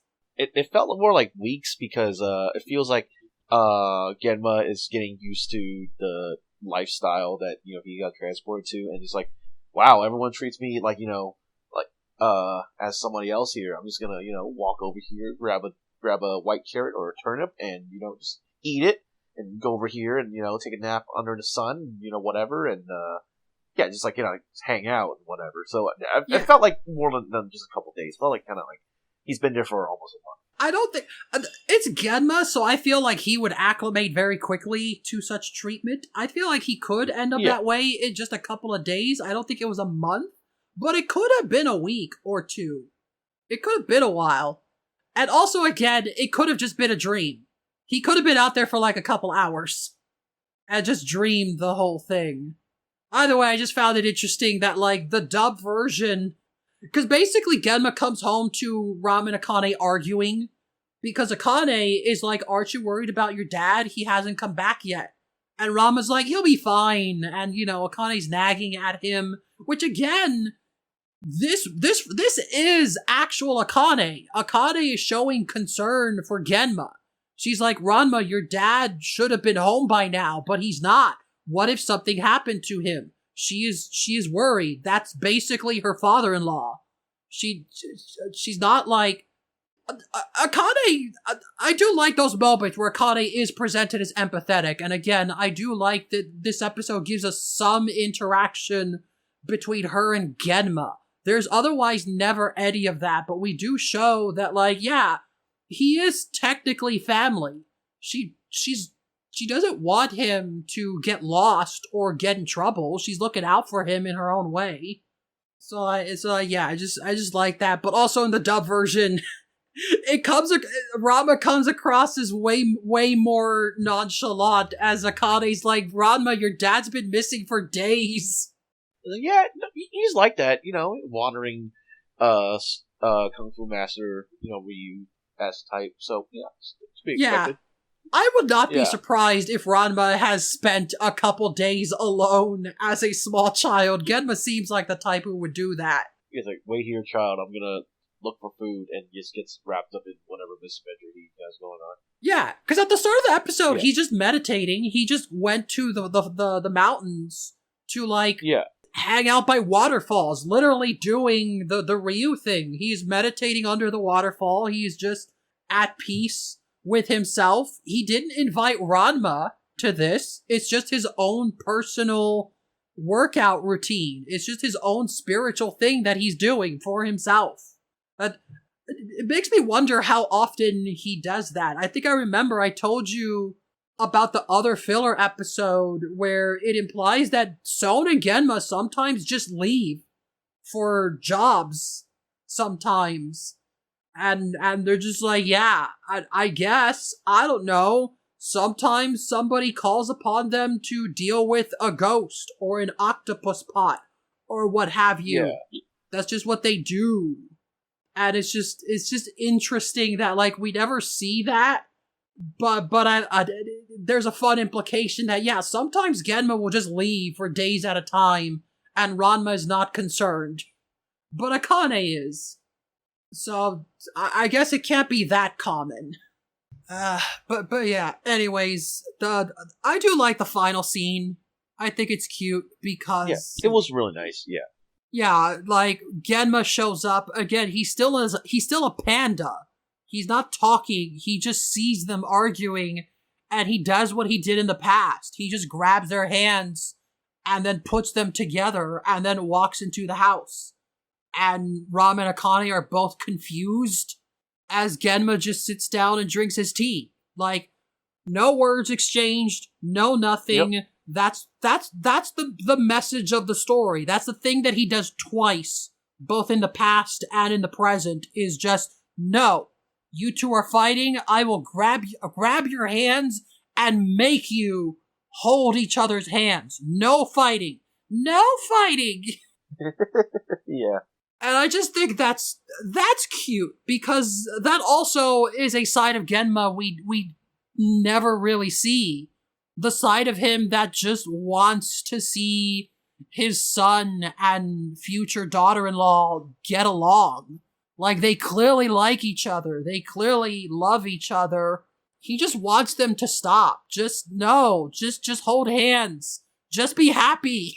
Yeah, because, I don't think even reading the manga, I really recall any time Genma was like, I know this was like kind of like a promise thing like years ago that I totally forgot about, but you and Kane like have some type of like chemistry going on. Maybe you should try and hit it off, like, more honestly. But it's nice to see, like, in this filler episode, that was attempted with Genma showing interest and trying to get together. Yeah. Usually when we get stuff like that in the manga, and even in the anime, this is a rare exception, but even in the anime, usually it's presenting it more as like Son and Genma being sort of busybody parents, just kind of like pressuring their kids to do what they want. Like, they both really want their kids to get married in the whole like, oh boy, my BFF is gonna be my brother-in-law, I'm so happy. Don't read into that. Yeah. But like, we rarely see them try, like, approach it seriously. Especially Son, since Son is often presented as, like, the overprotective dad, who's like, no, you will marry my daughter and you will treat her right. And Genma's just kind of there to join in. But, like, yeah, I do like this. These are my favorite parts of filler episodes, is getting to see interactions that we can kind of infer, but we don't always see. We can infer that, like, well, obviously Ranma and Akane like each other, and it's obvious to everyone else, and Genma and Son both want them to be together. It's often treated as a joke, but this episode is like, no, he actually just wants them to be happy together. He's actually trying to push them together in a healthy way in this episode, and I think that's a cute note to end on. Despite, like, the rest of the episode being mostly goofy jokes. It's just this little sweet little thing to tie it all up, I guess. Yeah, it's a nicer ending than the one previous where it's all a dream. So, yes. Yeah. That's all I have to say about it. Yeah. And yeah, it is nicer, because, like, even if it is all a dream, even if he didn't actually get isekai'd, it still meant something to him, clearly. It felt more sincere, yeah.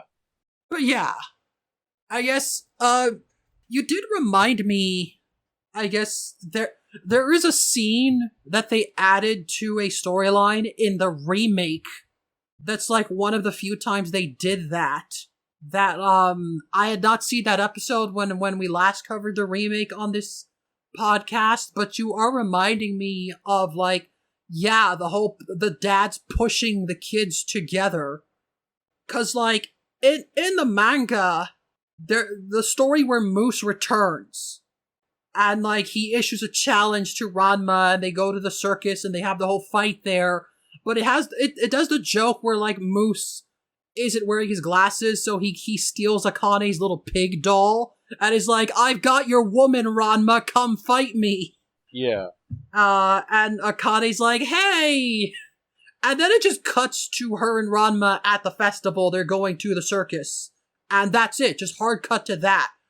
The remake, I guess to fill for time, added an extra scene.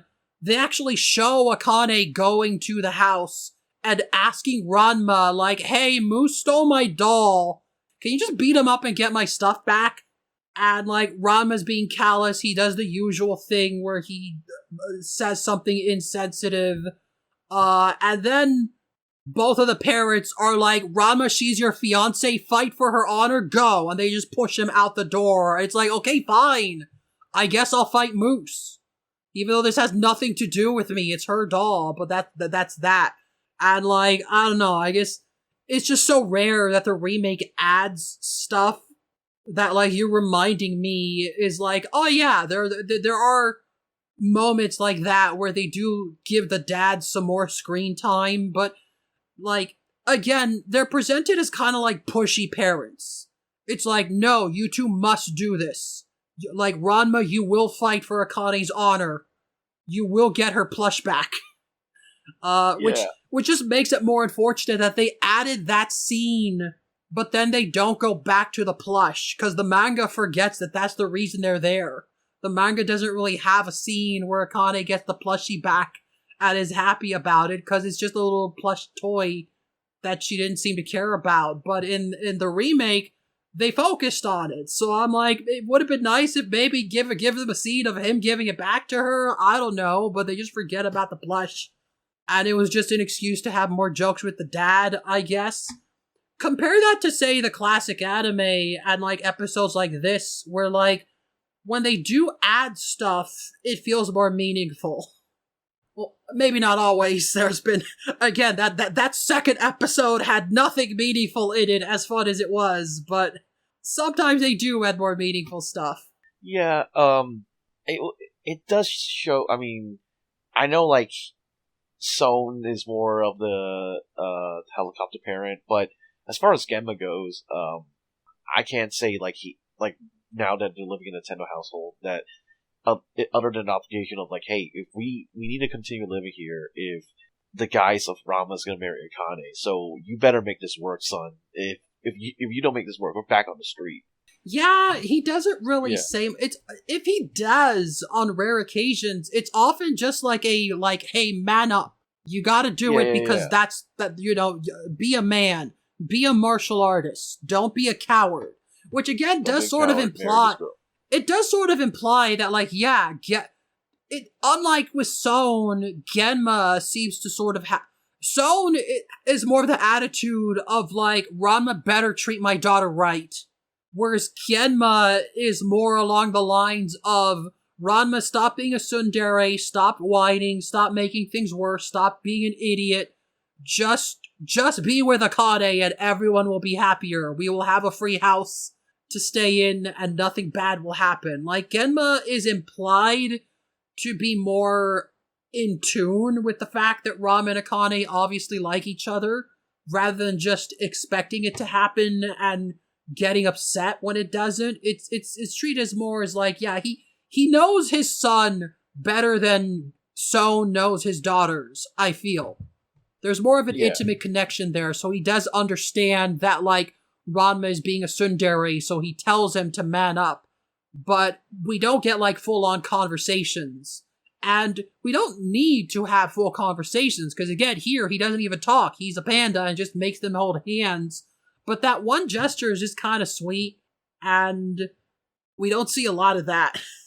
I think maybe there was, like, one little moment in, like, season 1 where they just added an extra scene.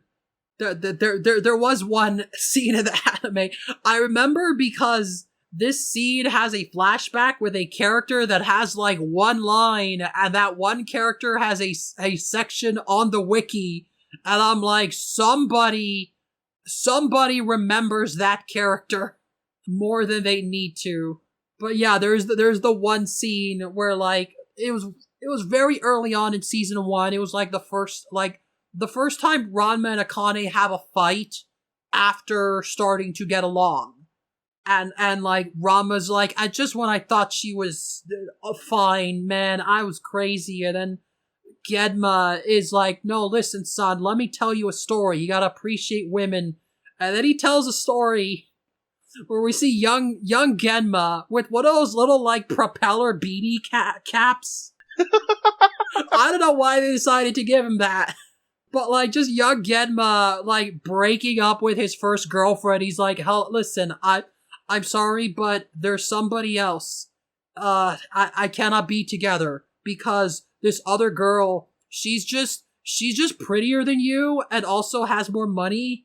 And like her dad is loaded, and also she's got like she does her hair the way I like, just like literally just being like, this other girl's way better than you. I'm gonna go after her. And then of course the woman gets mad and beats him up, and like cut to Genma, he's like, and that's why you need to remind women that you appreciate them, Ranma, like trying to somehow spin this into like a fatherly advice thing. Yeah, I think just moments like those are funny. I do like when we get to see Genma be more of a dad. 'Cause yeah, like we don't see enough of it beyond the basic punchlines, beyond just, the helicopter parent thing that becomes the standard, and that's kind of all they do in the manga after a while. But yeah, that's the best part of filler, is when we see these dynamics we usually don't. Such as the concept of time travel, which is important to the Ranma universe. Somehow, some way, the martial arts comedy manga and anime became about time travel, and really doesn't have anything to do with martial arts itself. It was just a setup for a movie. Yeah. I will never stop chuckling every time I just think about it. I will revel at the opportunity. This is on par with like Cowboy Ryoga in terms of like things that I like to just say happened in Ranma, of like, oh yeah, there's an episode where Ryoga was a cowboy. Things that make people go like, what? What do you mean there's more than one time travel episode? And I'm like, yeah, there is. There's like a minute and 45 minutes worth of discussion regarding the time travel in Ranma. Didn't you know?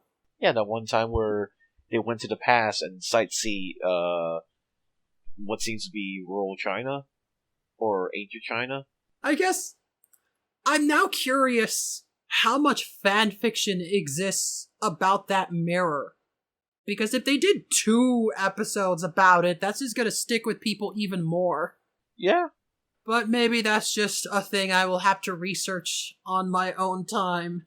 Cause yeah, that's the time travel episodes. It's one of my favorite grab bag topics, where I'm like, yep, there are multiple of these.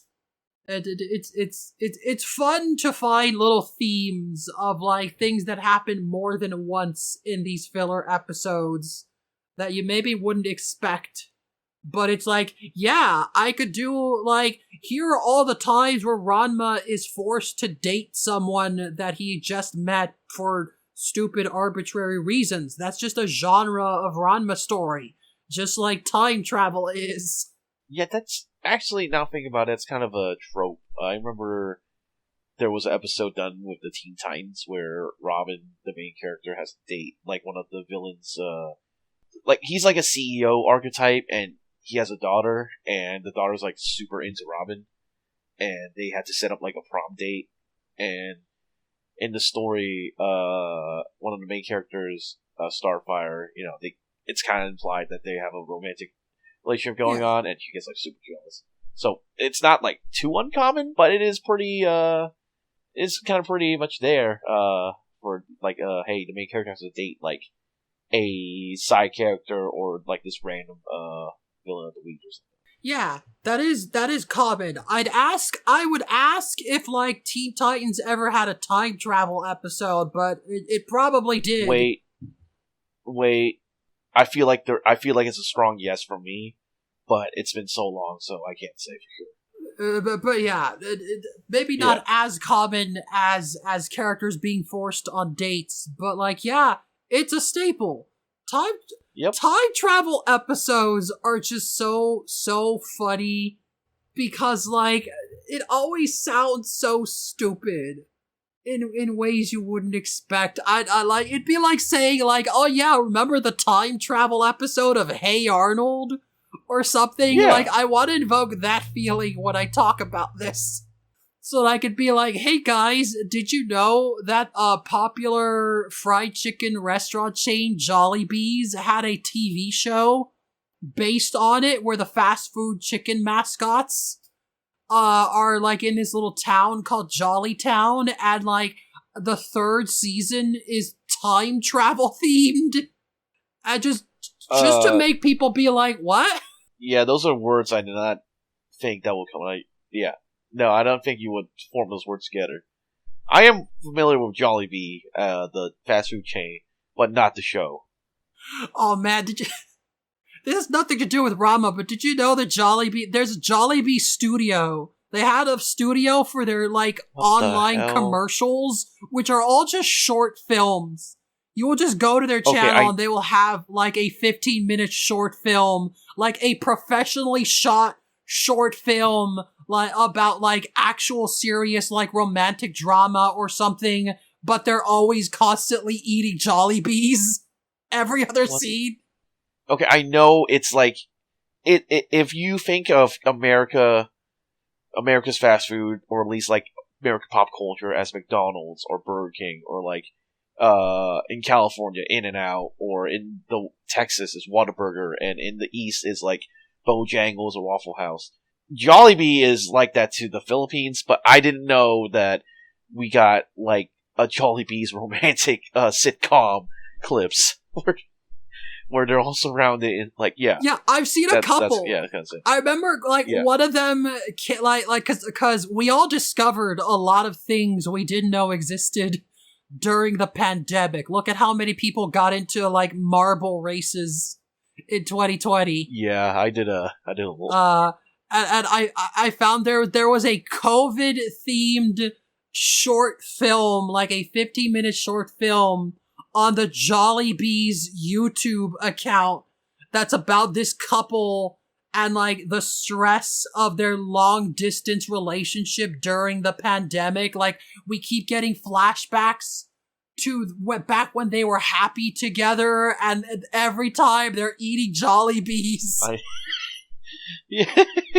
And then the end of the film is, like, the guy, like, gets an Uber Eats delivered to her apartment, and she opens it, and she's like, he got me Jollibees, I'm so happy, and she's about to close the door, but then his hand shows up and stops it, and shows that he traveled, and he's got the mask on, but he takes it off, he's like, I'm here, and like, and then they sit down with their bag of Jollibees together. It's quite the advertising campaign, that's all I can say. And this is the studio that decided to make a children's show where I just heard that this show existed. Like, it's like, remember those old, like, McDonald's Play Place VHS tapes, the little animated things with Ronald McDonald and stuff in them? I think so. That's when they did the ensemble cast of, like, the Hamburglar, the purple dude. Yeah, Grimace. Grimace, and Those were usually commercials, but I remember in the 90s, they made little, like, direct-to-video specials. But, like, imagine if that was just an entire show, like, an entire, like, 4-season show about McDonald's. And that's already so absurd. But when I looked it up, by random chance, I clicked on, like, the season 3 intro, which I already was laughing, being like, there's more than one season of this? Yeah. And I just play it, and in the middle of the theme, one of the characters is like, come on, let's time travel. And then just a little clock motif happens, and they're all like, whoa! And suddenly they're in like ancient Egypt. They're like, yeah! And I'm like, what is this show? I mean, look, all I can say is I watched Biker Mice from Mars back when I was still a little kid, waiting for like the actual popular shows to come on. So the '90s and 2000s was a pretty crazy time for like advertisement for little kids. They just did freaking anything. Yes, but yes, that is why in my heart, when I wrote this in my notes, the Ranma time travel episodes, I was thinking of that clip the whole time. This entire episode in the back of my head, I'm just thinking of the phrase, come on, let's time travel. Just the most out of nowhere, like, sure, why not? Let's time travel. That's the vibe I want from a time travel story. And I hope that's what listeners got. Yeah. So yeah, those are the multiple time travel episodes of Ranma 1/2. I did say at the start that this series isn't just about Ranma, it's about the larger discussions that use Ranma as a jumping off point, and I think we got that, because nothing is more important than time travel out of nowhere. Look how many Kingdom Hearts fans there are. Truly, this is a crux of our culture. This is what matters most in media, is when does stuff suddenly get time travel when it has no right to be about that? And how incredible it is every time that happens.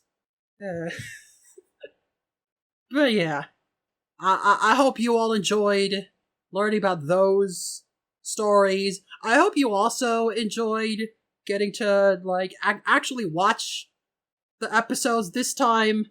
I don't like giving too much homework when I have guests, but this was one of the ones where I'm like, okay, but like, it's time travel. Do you want to see this?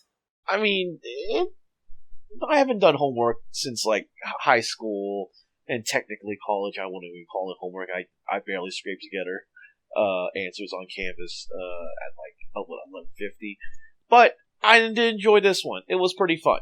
That's good. That's good. So I'm glad you got to have this experience outside of just what you had with the manga. It's good to try out more things. But yeah, that was a good thing.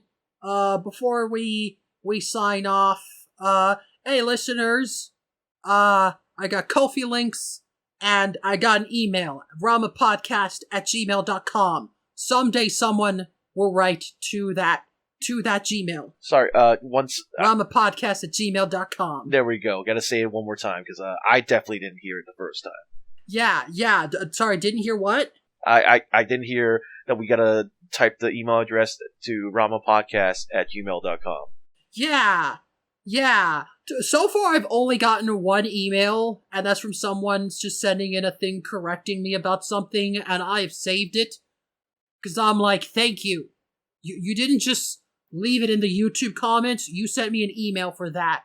And it's not a question, but I appreciate being corrected on the fact that, like, the Amazon tribes, like the Amazon rainforest was named after the mythological Amazons, which are not set in the actual Amazon. So, like, the Chinese Amazons also being named after that is not that uncommon or out of place compared to how we name things in real life. And I'm like, you know what? Fair point.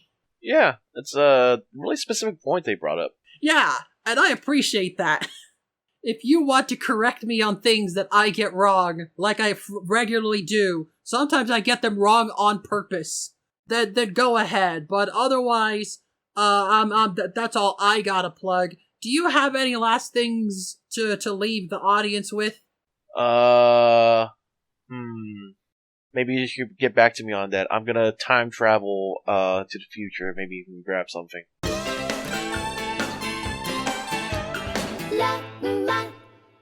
Oh, I guess the only thing I can say is, well, from the future, looking back into it, on all the past, present, and whatever else I did, eat your vegetables, kids.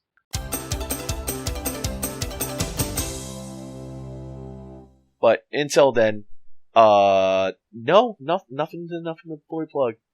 Okay, I'll get that right away. But for now, everyone, have fun out there, and come on, let's time travel. Let's go to Come on, let's all time travel.